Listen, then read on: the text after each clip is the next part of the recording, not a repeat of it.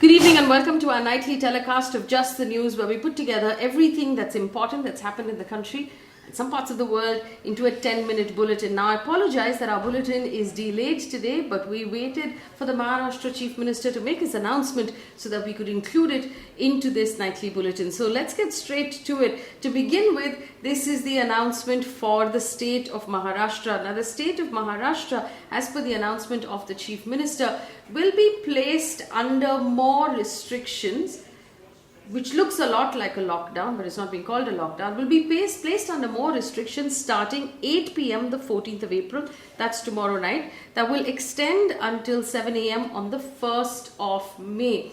So, the rest of April entirely will be placed under these restrictions that look like lockdowns. This is what it is. Section 144 imposed in the entire state, which basically means that no one can step out and move into a public space unless you have a valid reason. So effectively, you are to stay home. All establishments, public places, activities shall remain closed except for those that have been listed by the government as essential services. Services and activities that are in the essential service category will be allowed to operate and move around. It also says that these essential services in this category will be exempted only from 7 a.m. to 8 p.m. on working days, which means at night and on weekends, no one will be allowed to move at all.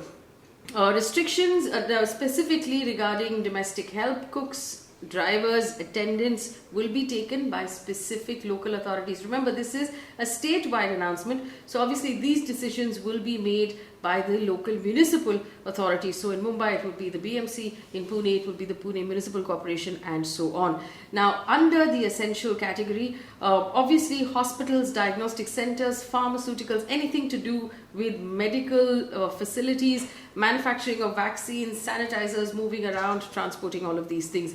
Veterinary services, animal care, grocery shops, vegetables, fruits, confectionaries, cold storage, public transport. So obviously airplanes, trains, taxis, autos, public buses will all function, but effectively they'll only be available to people in essential services. All government offices, the Reserve Bank of India, other banks, transport goods, water supply, export and import of all commodities, e-commerce only for supply of essential goods and services. Now, this is an important one. So delivery of things that you can order needs to fall into the category of essential goods and services, and only that will be delivered to your home. Accredited media, petrol pumps, petroleum products, all cargo services, data centers, ATMs, gas supply and electrics, postal services, custom house agents, raw material packaging, and any other services. Now, all of this has also been uploaded onto my Instagram handle, and we will also put the link of these details into the video and the description, so you can take a look at the actual document to find out if it pertains to the work that you do. And there are other clearer instructions on how the shop owners who actually are in essential services need to manage their systems over the next 15 days. Auto rickshaws will be allowed to ply with a driver plus 2 passengers. Taxis, driver plus 50% of the vehicle capacity as per the RTO. Buses, full seating occupancy as per the RTO, no standing passengers. So this was already announced earlier. I don't believe there is any sort of mention here of private transport at all. It does say, this is important, people arriving and departing for buses, trains and flights to or from the place of residence may travel using the valid ticket through public transport. So I still haven't noticed anything about private cars, or whether you're allowed to use your private cars and under what circumstances. And it continues with the exemption. Private transport, I beg your pardon, here it is. Private vehicles, including private buses, can ply for purposes of emergency and essential services for valid reasons. Any default will be punishable with a fine of 1,000 rupees. Private buses can ply with only seating capacity, no standing. Staff must be vaccinated. All restaurants, bars, hotels will be closed for in-dining, except those which are inside a campus or are integral parts of hotels. Only home delivery services will be allowed. There will be no visiting of any restaurant or bar to order or pick up. You can only ask for home delivery. Restaurants and bars inside of hotels can service the hotels, but nobody coming from outside. COVID appropriate behavior for all staff. It goes on to list out details for the manufacturing sector. Roadside vendors will not be able to serve food on location, but they can make home deliveries. Magazines, newspapers and periodicals can be printed and circulated. Only home deliveries allowed. Cinema halls, drama theatres, amusement parks, clubs, swimming pools, gyms, sports complexes, shooting of films and serials and advertisements will be closed.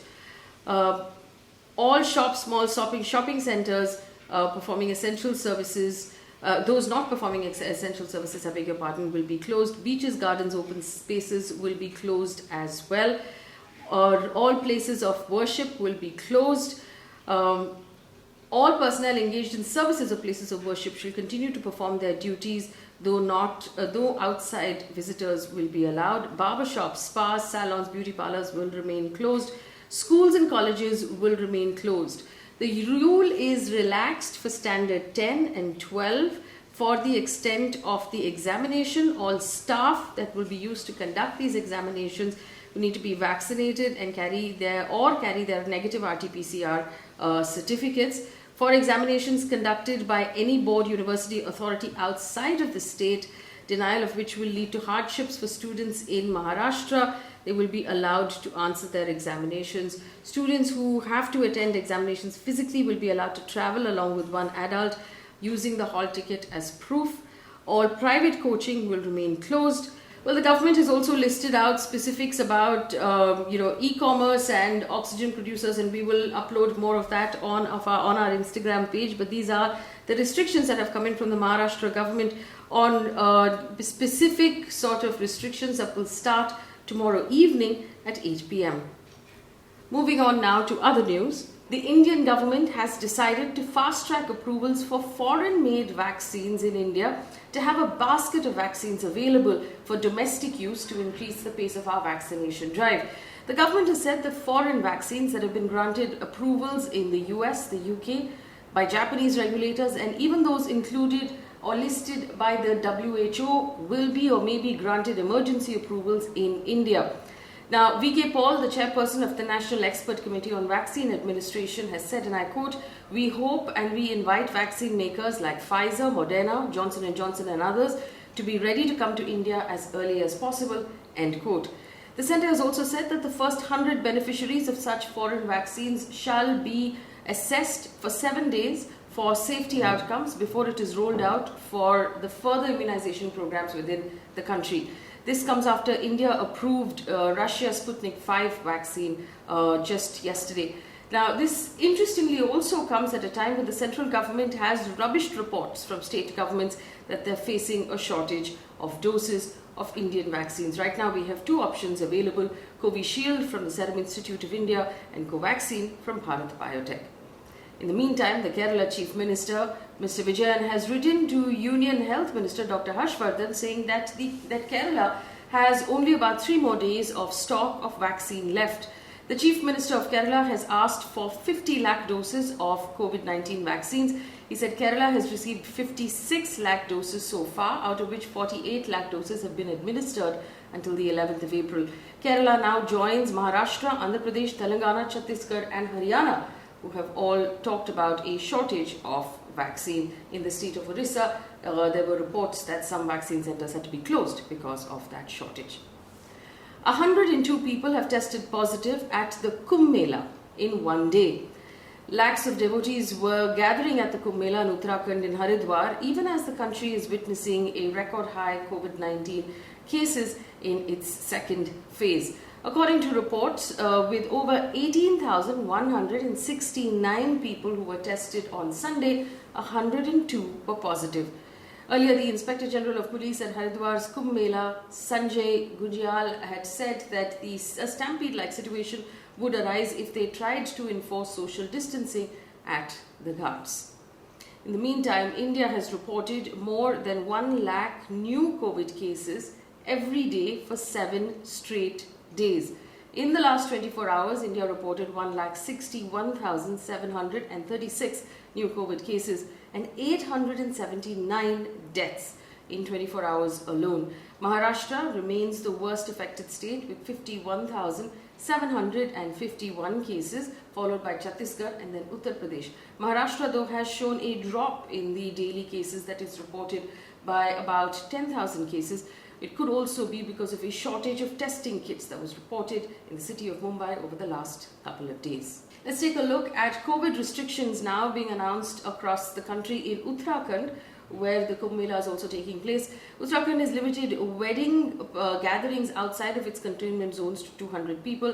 The state has though pushed its night curfew timings from 10 p.m., what it used to be, to 10:30 in the view of upcoming festivals.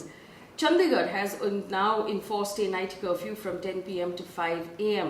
There is also a limit on political, social and religious gatherings restricted to 200 people outdoors and 100 people indoors. Chandigarh administration has warned of a lockdown if people don't follow the rules and cases continue to rise. The Noida administration has capped the price of RT-PCR tests at 900 rupees per test. They've also capped treatment in ICUs. In accredited hospitals, it's 18,000 rupees a day. In non-accredited hospitals, treatments in ICUs will be 15,000 rupees per day. Isolation beds will cost 10,000 rupees in an accredited hospital and 8,000 rupees a day in a non-accredited hospital. Delhi Chief Minister Arvind Kejriwal today requested the central government to cancel CBSE board examinations for classes 10 and 12. He said there are 6 lakh students in Delhi waiting to write or to take the CBSE examinations. Nearly 1 lakh teachers will be part of it as well. This could be major hotspots leading to large-scale spreading of corona. I quote, I request the central government to cancel CBSE examinations. Children can be promoted this time on the basis of either online method or internal assessment, end quote. This comes after Delhi reported over 11,000 cases in the last 24 hours, I beg your pardon.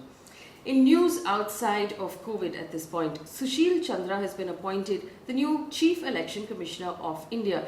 He will serve for a year before retiring in May next year. Sushil Chandra will be replacing Sunil Arora and will oversee 5 polls in 5 states, Uttar Pradesh, Punjab, Goa, Uttarakhand and Manipur during his term in office. As an Indian Revenue Service officer, Mr. Chandra has served on several posts in the Income Tax Department for nearly 39 years. He's been the chairperson of the Central Board of Direct Taxes between November 2016 and February 2019. He was also an ex-officio member of the Delimitation Commission since February last year, looking into the process of the Union Territory of Jammu and Kashmir. News now from the world of business. New York-based S&P Dow Jones has removed Adani Ports and Special Economic Zones from its sustainability index over the firm's alleged ties with the Myanmar military. Now, Adani Ports is building a $290 million port in Myanmar's Yangon, a land leased from the military-backed Myanmar Economic Corporation. Now, last month there was a report that the company paid over $30 million as rent to the MEC. Now, Adani as a company has not reported to its removal from the index, but it has responded to the report last month that said it had paid rent to the military in Myanmar, saying it would consult its advisors and stakeholders. Now, in reaction in India, the stock fell about 4.5% in trade today. Small beans really for that stock that's gone up over 200% in the last 1 year. On Tuesday, Bitcoins hit a record high of $62,741. This came a day before the listing of the Coinbase shares in the United States. Bitcoin is now the world's biggest cryptocurrency, and it's growing with mainstream acceptance as an investment and as a means of payment online. It rose as much as 5% today. Bitcoin's smaller rival, Ethereum, has reached a record high of $2,205. Now, according to data and market trackers CoinGecko and Blockfolio, the overall cryptocurrency market capitalization hit a peak of $2 trillion earlier this month. News coming in from across the world at this point. New Zealand on Tuesday became the first country to introduce a legislation that will require banks, insurers and investment managers to disclose the impact on climate change of the investments they choose to make. Now, the Climate Change Minister of New Zealand, James Shaw, said, and I quote, "We simply cannot get to net zero carbon emissions by 2050 unless the financial sector knows what the impact of their investments is on the climate." He also said around 200 companies will come under the legislation. In France, in a bid to reduce carbon emissions, French lawmakers have voted in favor of a bill that would ban short-haul domestic flights where train alternatives exist for journeys that are under 2.5 hours by train. The measure now has to pass the French Senate and then return to the lower house for a final vote. On an average, a plane emits 77 times more CO2 per passenger than trains on these routes, even though the train is cheaper. Also, Reuters has named its first woman editor-in-chief. Now, Alessandra Galloni has been named the next editor-in-chief of Reuters. This is the first time a woman has occupied this position in the existence of this news service in 170 years.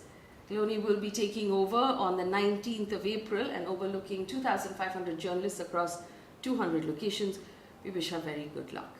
The WHO has called for the halt of sale of wild mammals in food markets to prevent the spread of diseases. The WHO in a statement said that animals, particularly wild animals, are the source of more than 70% of all the emerging infectious diseases in humans right now, many of which are caused by novel viruses.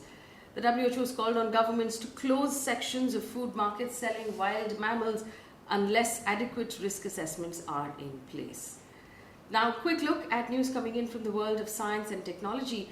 Munich-based CEMIC RF has developed an eye scanner that it says can take 3 minutes to identify a COVID-19 carrier with 95% efficiency. Now, the scanning will happen through an app on a phone. It takes a picture of the eye to identify the virus by means of a symptomatic inflation in the eye called pink eye. It can process up to 1 million scans per second and can be used for live events and large events like concerts and football matches. In the world of sports right now, let's take a look at what's happening. Bhuvaneshwar Kumar, the Indian seamer, has won the ICC Player of the Month award for his performance in the limited overs series against England in March this year. The 31-year-old took 6 wickets in 3 ODIs while capturing 4 wickets in 5 T20 internationals to emerge as a standout bowler. In football, 2 big Champions League quarterfinals will be held tonight.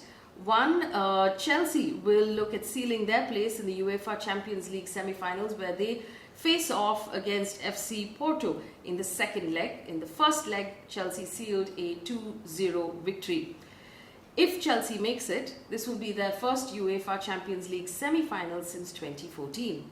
Meanwhile, in the other second leg match, Bayern Munich will hope to bounce back from their 2-3 defeat in the first leg quarterfinal against Paris Saint-Germain. Both matches are scheduled at midnight tonight. And a quick look at some positive news before we let you go for the day. Uber has announced free rides worth 1 crore rupees to and for vaccination centers for residents of Bengaluru who are eligible for the COVID-19 vaccine. These free rides can be redeemed with a promo code called 10M21V. The value of each free ride would be a maximum of 150 rupees, and the rider is entitled to 2 free rides to go to the vaccination center and come back from it. Hopefully you'll use that option now to get vaccinated and to make sure everyone you know who qualifies for a vaccination gets vaccinated as well. That brings us to the end of our bulletin. Do stay safe, wear your mask, don't go out unless you absolutely have to, and make sure that if you see any symptoms at all, that you get tested. Subscribe to our YouTube channel. The source articles of all of this news is in the description of our YouTube channel. Share this video with anyone you feel might find it useful. Thanks for watching. Good night.